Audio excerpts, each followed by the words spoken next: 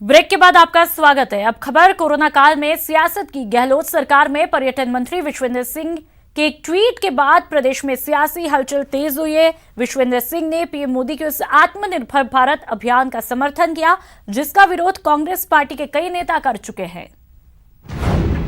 कांग्रेस के मंत्री हुए पीएम मोदी के मुरीद। आत्मनिर्भर अभियान के समर्थन में मंत्री। आखिर क्या है मंत्री विश्वेंद्र सिंह के तारीफ के मायने?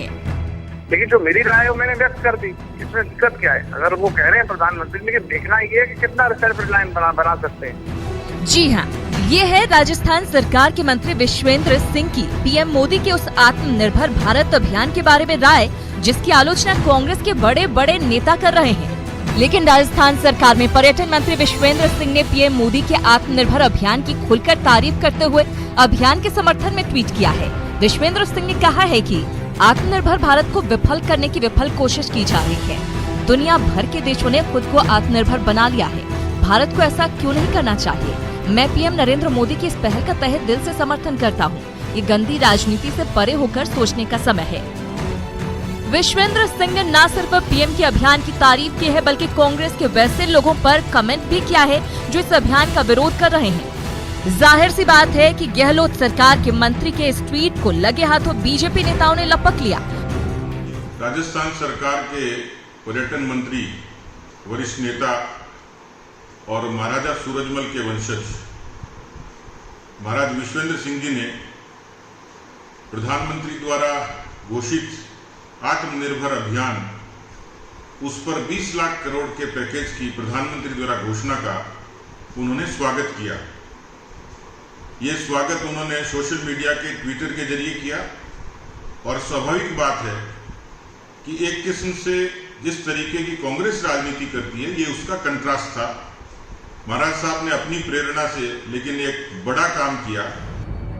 जहां बीजेपी इस मामले को लेकर कांग्रेस पर तंज कसने की कोशिश कर रही है, वहीं कांग्रेस इसमें बीच का रास्ता निकालने की गुंजाइश ढूंढ रही है। कोरोना महामारी के मद्देनजर केंद्र सरकार ने जो पैकेज दिया है वो जनता को आत्मनिर्भर बनाने के स्थान पर कर्जदार बनाएगा, क्योंकि जिस तरह का पैकेज है उसमें सिर्फ हर क्षेत्र के लिए, हर वर्ग के लिए लोन का प्रावधान किया गया है, जिसका सीधा तात्पर्य कि कर्जा लो और अपने कर्जे को चुकाओ। और इसमें कहीं भी फिस्कल इन्फ्यूजन नहीं किया गया, जिससे जनता की क्रय शक्ति नहीं बढ़ेगी, और जब तक क्रय शक्ति नहीं बढ़ेगी, डिमांड नहीं होगी, तो इकोनॉमी को रिवाइव नहीं किया जा सकता। और फिस्कल इन्फ्यूजन के बिना एक दावा करना कि इस पैकेज के माध्यम से देश आत्मनिर्भर होगा, जनता की भावनाओं को ठेस पहुंचाने जैसा है, उनके जख्मों पर नमक छिड़कने जैसा, और विशेषकर उस मजदूर तबके की भावनाओं को आहत पहुंचाने वाला है जो कि सड़कों में सैलाब के रूप में अपनी जीवन मृत्यु के बीच में जूझ रहा है। मंत्री विश्वेंद्र सिंह के ट्वीट के बाद सूबे में सियासत चरम पर है। पूर्व शिक्षा मंत्री वासुदेव देवनानी ने भी विश्वेंद्र सिंह का समर्थन किया है। वहीं विश्वेंद्र सिंह ने पीएम मोदी के आत्मनिर्भर भारत अभियान का ऐसे समय में समर्थन किया है जब पार्टी का शीर्ष नेतृत्व इस मुद्दे पर केंद्र सरकार को लगातार घेर रहा है। Bureau report, news 18। और चलिए अब आपको दिखाते हैं कोरोना के असली हीरो की कहानी। समाज सेवा का सपना लिए पहले इस बेटी ने आईएएस की परीक्षा में टॉप किया और अब कोरोना काल में गरीबों मजदूरों की मसीहा बनकर सामने आई है। आप भी देखिए।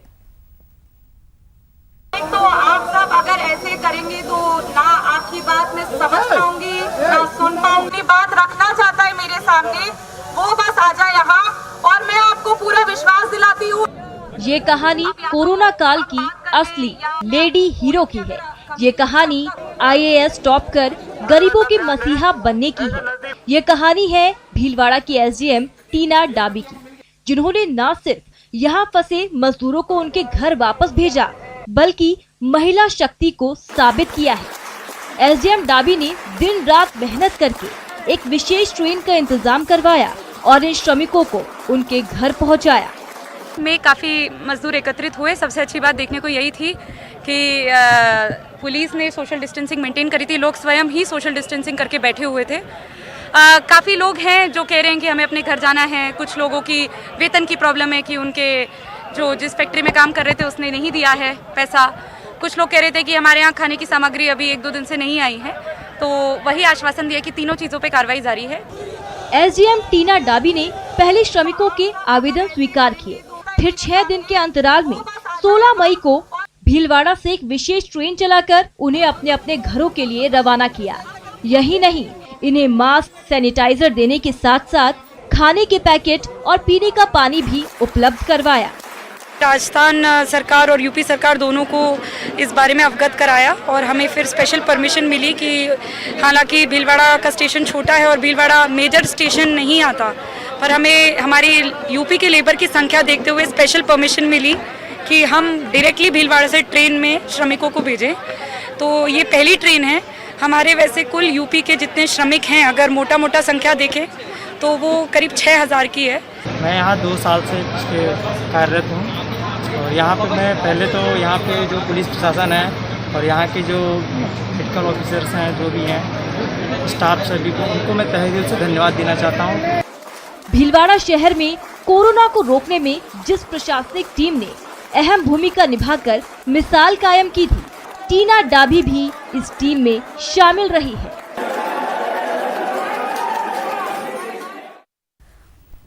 कोरोना के बढ़ते प्रभाव को लेकर के पुलिस प्रशासन के लिए चुनौती भी बढ़ गई। बीकानेर संभाग में भी पुलिस लगातार लोगों को सोशल डिस्टेंसिंग के नियमों की पालना करवाने में जुटी है। आईजी से बात की न्यूज 18 संवाददाता सतवीर राठौड़ ने, और जिसमें उन्होंने बताया कि संभाग में लोगों को जागरूक करने के लिए अधिकारियों की तरफ से पैम्पलेट बांटे जा रहे, साथ ही 1 सप्ताह तक समझाइश के बाद भी नहीं मानने वालों पर कार्रवाई की जाएगी। सरकार द्वारा कई जगह छूट दिए जाने के बाद में अब जिला प्रशासन और पुलिस विभाग की जो चुनौती है वो लगातार बढ़ गई है। आईजी जोश मोहन हमारे साथ में, हम उनसे जान लेते हैं कि सर ये जो फैसला अभी लिया गया है आप किस तरह देखते हैं, क्योंकि सोशल डिस्टेंस की पालना करना पुलिस के लिए बड़ी चुनौती बन गई है। निश्चित रूप से सोशल डिस्टेंसिंग लोगों को जो जागरूकता लाना और पालना कराना काफ़ी मुश्किल काम है। और रिसेंटली जो नया ऑर्डिनेंस आया है, राजस्थान एपिडेमिक डिसीजेस ऑर्डिनेंस है, उसके तहत अभी कार्रवाई करने से पहले हम काफ़ी प्रचार प्रसार किया जा रहा है। और इसके अंतर्गत अभी तक चारों ज़िले मिला के 55,000 पैम्फलेट्स हमने बांटे हैं। प्रत्येक SHO अपने नाम पे लोगों को अपील करने के लिए पैम्फलेट्स बनाया, व्हाट्सएप ग्रुप और अन्य सोशल मीडिया को जो माध्यम से लोगों से अपील भी किया जा रहा है। और 1 हफ्ते के पश्चात इसमें लोग जो वायलेशन कर रहे हैं उनके ऊपर अधिक से अधिक संख्या में चालान भी किया जाएगा।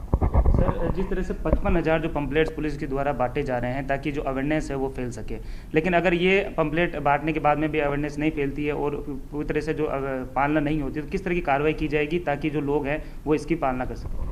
इसमें मुख्य रूप से कॉम्पाउंडिंग का पवोस है।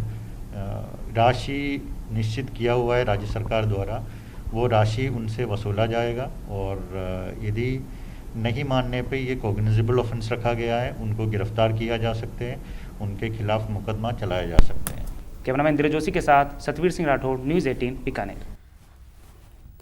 और चलिए बात उदयपुर की करते हैं, जहां पर 10 नए कोरोना संक्रमित मरीजों के सामने आने के बाद में पॉजिटिव मरीजों का आंकड़ा 411 तक पहुंचा। लगातार बढ़ रहे आंकड़ों के बीच लॉकडाउन 4 के तहत मिलने वाली तमाम छूटें यहां पर रद्द कर दी गई। लोगों को लॉकडाउन 2 के नियमानुसार ही यहां पर लाइफ गुजारनी होगी। उदयपुर से जानकारी दे रहे हमारे संवाददाता कपिल श्रीमाली। लॉकडाउन 4 के तहत काफ़ी सारी छूट दी गई है, जिसमें कई प्रमुख बाजारों को भी खोलने की परमिशन दी गई है, सशर्त अब दुकानें खुल सकेगी। लेकिन उदयपुर में अभी भी लॉकडाउन 2 की तरह हालात बने हुए हैं। यहाँ पर अब लगातार संक्रमित मरीजों की संख्या बढ़ने के चलते जिला प्रशासन ने लॉकडाउन 4 के तहत मिलने वाली सभी शिथिलताओं को रद्द कर दिया है। हम इस समय शहर के दहली गेट चौराहे पर मौजूद हैं। आप देखिए कि दहली गेट चौराहे का ये प्रमुख बाजार है और इसके साथ ही ये रास्ता बापू बाजार की ओर जाता है। यहाँ पर आप पूरी तरह से सन्नाटा देख सकते हैं, सभी दुकानें यहाँ पर बंद है। बापू बाजार पूरी तरह से बंद किया गया है। उदयपुर के सभी प्रमुख बाजार इसी तरह से बंद हैं। सिर्फ और सिर्फ आवश्यक सामग्रियों से जुड़ी जो वस्तुएं हैं उन्हीं के लिए दुकानें खोली गई है। और सड़कों पर अगर हम वाहनों की आवाजाही की बात करें तो मॉर्निंग आवर्स में जो वाहनों की आवाजाही पहले देखी जाती थी सिर्फ उतनी ही है। आवश्यक कार्यों के लिए लोग बाहर आ रहे हैं और जो लोग अनावश्यक कार्यों से बाहर आ रहे हैं। पुलिस की आप सिक्योरिटी देख सकते हैं कि पुलिस के जवान चौराहों पर अभी भी तैनात हैं। उदयपुर में आज फिर 10 नए संक्रमित मरीज सामने आए। इसके साथ ही उदयपुर में संक्रमित मरीजों की संख्या कुल बढ़कर 411 हो चुकी है और यही वजह है कि लगातार जिस तरह से संक्रमित मरीजों की संख्या में इजाफा हुआ है, जिला प्रशासन ने लॉकडाउन 4 के तहत मिलने वाली सभी छूट को रद्द कर दिया है। उदयपुर शहर पहले ही कंटेनमेंट जोन घोषित हो चुका है, जिसके चलते यहाँ पर किसी भी तरह की छूट वर्तमान में नहीं मिल सकेगी और स्पष्ट यहाँ पर कर दिया गया है कि जिस तरह से लॉकडाउन 2 के तहत लोगों को बंदिशें दी गई थी, वही बंदिशें अभी भी लागू रहेगी। कैमरा पर्सन जमाल खान के साथ कपिल श्रीमाली, न्यूज़ 18 उदयपुर। झालावाड़ में भी लॉकडाउन के चौथे चरण में लोगों को कुछ राहत दी गई। इस दौरान बाजारों में लोगों की आवाजाही बढ़ने लगी। एएसपी राजेश यादव ने झालरापाटन के बाजारों का मुआयना किया और दुकानदारों के साथ वहां पर मौजूद लोगों को गाइडलाइन की जानकारी दी और अवहेलना करने वालों के खिलाफ कानूनी कार्रवाई की चेतावनी दी। इस दौरान एएसपी ने वहां तैनात पुलिसकर्मियों को छाते भी वितरित किए। सबसे बड़ा जो चीज है वो है सोशल डिस्टेंसिंग, सामाजिक दूरी। हम लोगों को 2 मीटर का वैसे सिस्टम है कि एक आदमी से दूसरे आदमी के बीच में दूरी 2 मीटर की होनी चाहिए। 2 मीटर नहीं है तो कम से कम आप 3 फीट की दूरी तो हर हाल में मेंटेन कीजिए। ये जो वायरस है ये बेसिकली जो है हमारे कांटेक्ट में आने से फैलता है, तो सब लोग एक दूसरे से कम 1 मीटर की दूरी या 3 फीट की दूरी 8 से दूर से रखें। तो वहीं बीकानेर में काम बंद होने से न सिर्फ व्यापारी, किसान बल्कि मंडी के मजदूर भी परेशान हो रहे हैं। इन मजदूरों ने भी सरकार से मंडियां खुलवाने की मांग रखी। दरअसल राजस्थान सरकार की तरफ से कृषि जींस पर 2% किसान कल्याण शुल्क लगाने के विरोध में यहां व्यापार बंद है, जिसके चलते जमींदार, मजदूर और व्यापारियों को नुकसान हो रहा है। तो वहीं प्रवासी मजदूरों ने सरकार से जल्द मंडियों को खुलवाने की मांग रखी। हम लोग का देखिए 1600 किलोमीटर हम लोग बाहर से आए हैं कि यहाँ जो कसकार भी माल लेके आते हैं, धनी अपना माल लेके आता है, वो रेट कम है इसलिए माल भी यहाँ नहीं बिकता है मंडी में।